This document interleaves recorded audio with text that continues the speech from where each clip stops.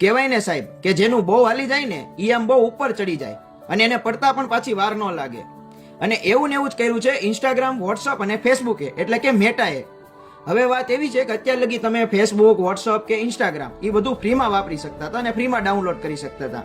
તો હવે આ લોકોએ એવું નક્કી કર્યું છે મેટાવાળાએ કે હવે તમારે ઇન્સ્ટા, ફેસબુક અને વોટ્સઅપ વાપરવું હોય ને તો હવે તમારે એને પૈસા ભરવા પડશે, એના પ્લાન આવશે.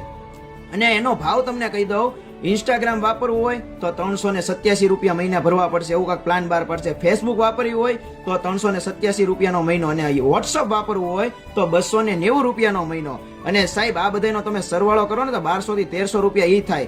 અને પછી પ્લસ તમારો મોબાઈલનું રિચાર્જ, જો કે મહિને તમે 250-300 નું કરો એટલે સાહેબ 1500-1700 રૂપિયા તો મહિને સોશિયલ મીડિયાને દેવાના. વિચાર કરો સાહેબ, અને તમે જરૂર કોમેન્ટ કરજો કે તમે શું આ પ્લાન આવશે ઇન્ડિયામાં તો તમે શું આ પ્લાનના રિચાર્જ કરાવશો. અને બને ને તો આ વિડીયો એટલો શેર કરજો કે હરેક લગી આ વિડીયો પહોંચે. અને તમારું શું કેવું છે એ જરૂર કોમેન્ટ કરજો.